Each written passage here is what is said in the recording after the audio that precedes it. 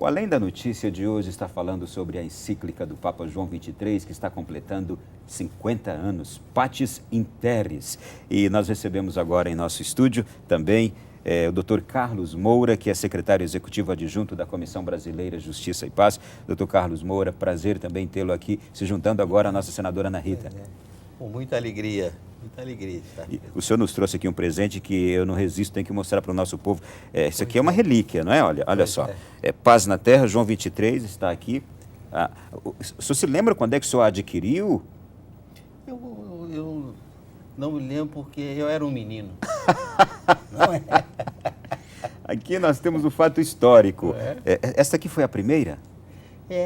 Isso porque hoje ela já está com muitas versões. A capa modificada. Muito interessante. E, por sinal, o nome que está aí é o nome da minha mulher, o que significa que estamos juntos também. Em fevereiro do ano que vem faremos 50 anos de casados. Não, e olha aqui, olha, 21/6/63. Ela tinha apenas 2 meses que tinha sido lançada. 2 meses que tinha sido lançada. E já chegou aqui ao Brasil em português com o prefácio aqui de Dom José Vicente Távora. Exatamente. Quais os pontos principais que o senhor destacaria nesta encíclica de João XXIII? Conforme o nome está dizendo, paz na terra. Né? Vivíamos naquela oportunidade o período da chamada Guerra Fria. 2 grandes blocos, de um lado os Estados Unidos, né, capitaneando um bloco com França, Inglaterra, e, de outro lado, os países da chamada União Soviética. Né? E uma tensão muito grande, né? Uma tensão de uma outra guerra mundial, né? Com a utilização de artefatos nucleares. Seria pior. Né? Então, o Espírito Santo inspirou o Papa João para que nos trouxesse esse primor que é esta encíclica. E veja bem, o Santo Padre não se dirigiu apenas aos católicos e aos cristãos, a todos os homens e mulheres de boa vontade. A todos os homens e mulheres de boa vontade.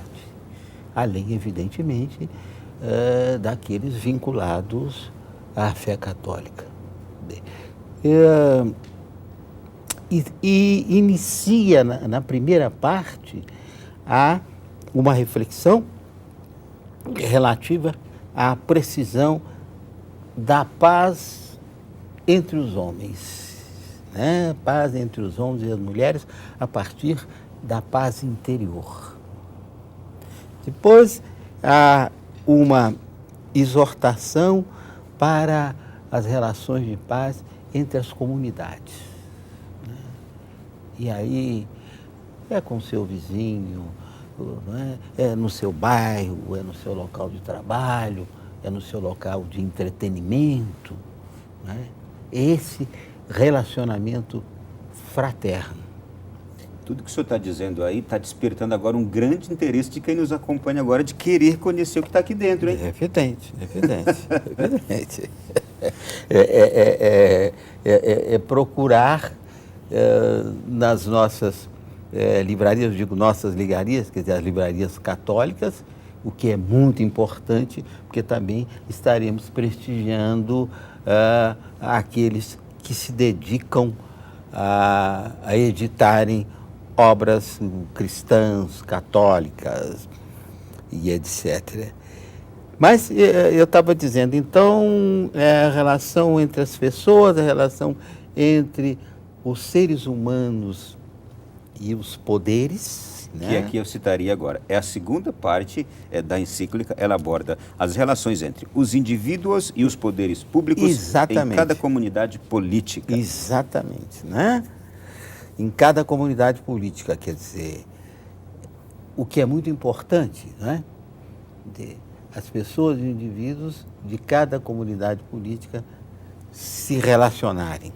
Né? E doutor Carlos, e agora eu vou falar aqui com a senadora. Senadora, João 23 considerava que a autoridade vem de Deus, mas que deve sempre ser orientada para a promoção do bem comum e dos direitos humanos, que a gente conversava agora há pouco. A senhora dizia que a senhora não foi colocada por acaso no Senado, né? É verdade. Eu digo que a nossa vida, nós somos instrumentos de Deus. Na verdade, a gente está aqui, no caso eu como senador hoje da República, eu vejo que eu estou porque é Deus que nos conduz também, não é por acaso. Eu tenho uma missão, um papel a cumprir, e eu trabalho dessa forma, pensando sempre assim, é Deus que nos leva, que nos guia e que nos orienta, não é? Ele dá o caminho para a gente. Era o pensamento de João 23, todo e qualquer homem, onde estiver, seja instrumento de paz. Exatamente, exatamente. E é importante que nós estejamos conversando a respeito dessas questões, porque estamos também em tempo pascal, em tempo de ressurreição, não é? Porque é muito importante essa reflexão que nos está sendo direcionada. Eu estou me lembrando aqui que nas diretrizes pastorais da encíclica, que é a parte mais final, que há uma exortação aos leigos, né? A participação dos leigos na política. E aqui nós temos uma representação, né, de participação do leigo, que é vocacionado para a política, né, que tem a perspectiva do bem comum, né, que tem a perspectiva de colocar a função pública como serviço e a serviço, né. Temos um testemunho aqui da pessoa da senadora Ana Rita. E eu diria que essa encíclica continua atualíssima, né? O Santo Padre, na terceira ou quarta parte, fala no relacionamento entre as nações e entre os estados, né? Com aquela preocupação de cada nação, cada país, cada estado ser respeitado. O princípio da não intervenção, né? O princípio da autodeterminação das pessoas e dos povos, evidentemente, desde que essa sintonia não prejudique, não é, os procedimentos de outrem. Ou seja, nós temos os nossos direitos e temos também os nossos deveres. Senadora Ana Rita, a parte a qual o Dr. Carlos se referia diz assim, na encíclica, é a quinta parte dela.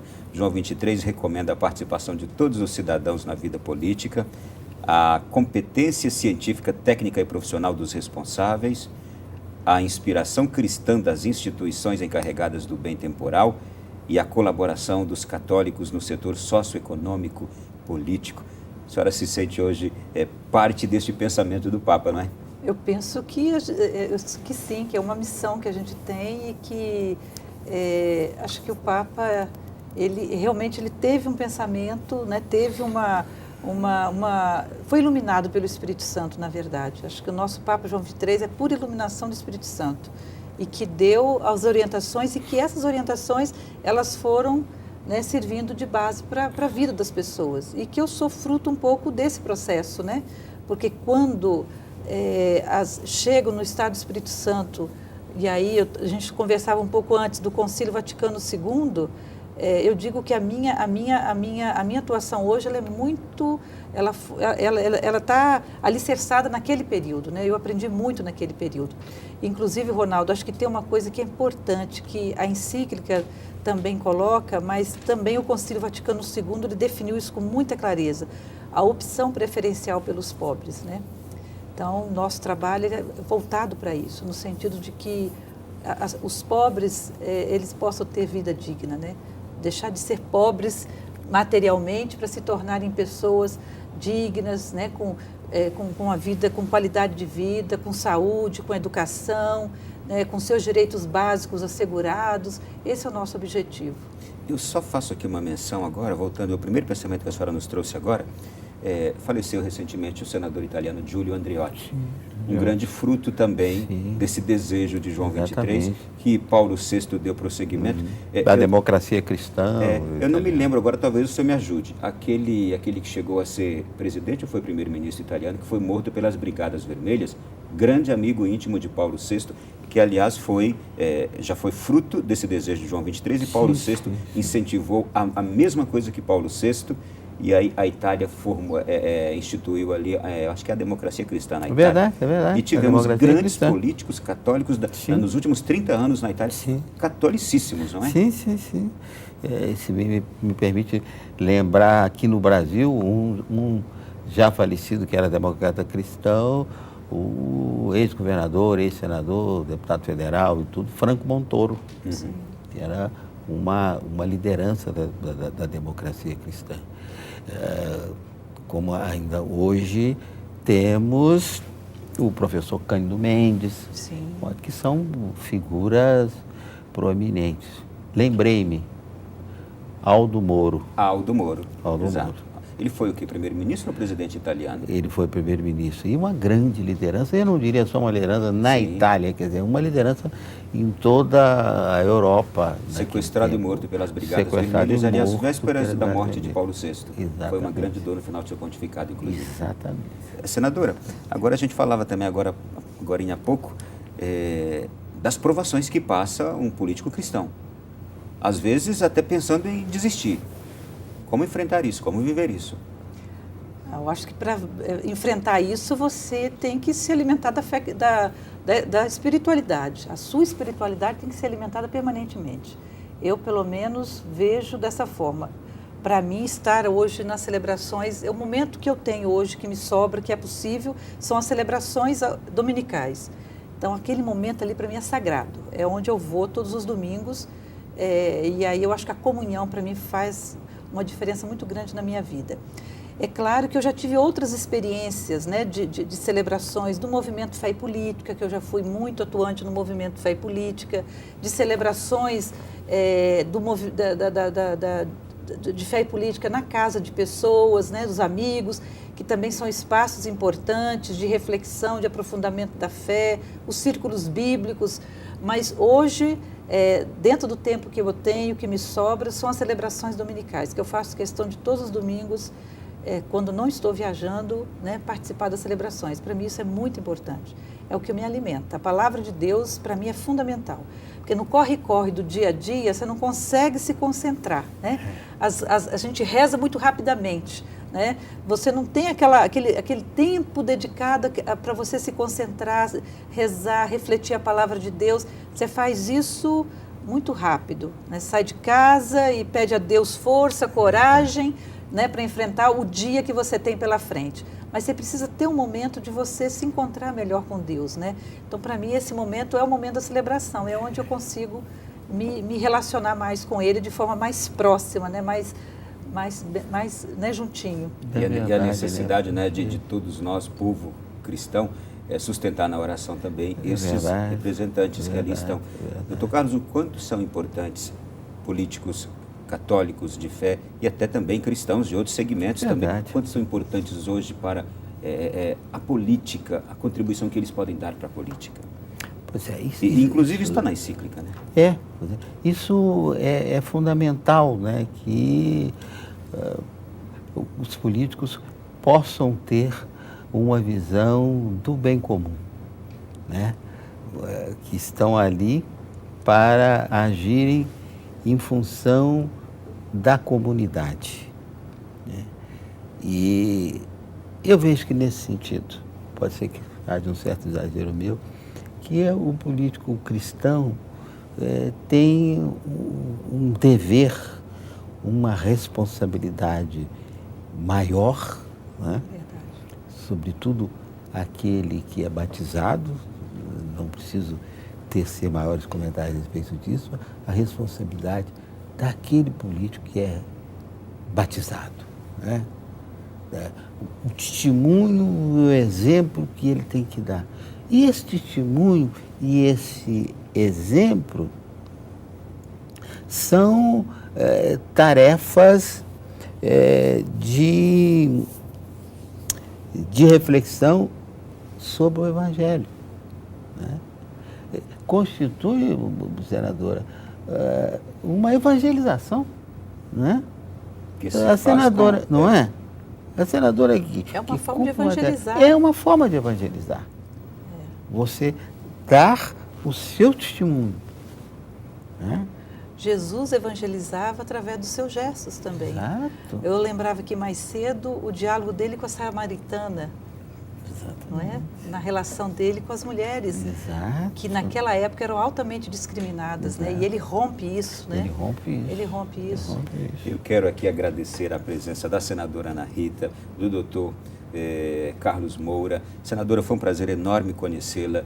E aquilo que pedi agora para todos os nossos representantes políticos, peço particularmente à senhora que nós a sustentemos na oração e todos aqueles outros que temos no Congresso Nacional como nossos representantes mais ligados à fé, mas a todos, porque todos precisam dessa nossa assistência na oração e grande êxito em toda a sua atuação. Obrigada, Ronaldo. Eu quero agradecer muitíssimo esse espaço aqui da Canção Nova, dizer que nós estamos à disposição. Quero dizer que não só o mandato da senadora Ana Rita, mas também a Comissão de Direitos Humanos do Senado está inteiramente à disposição e também posso falar pelos parlamentares que lá estão, que tem muita gente boa, séria, que faz um bom trabalho. Com certeza estão à disposição também da Canção Nova. E parabéns pelo trabalho que vocês fazem. Muito obrigado. Doutor Carlos, prazer também. E obrigado por me fazer ver essa relíquia aqui, que fique contentíssimo. Por isso que é bom, às vezes, ter contato com aquelas pessoas que são protegidas pelo Estatuto do Idoso. Né?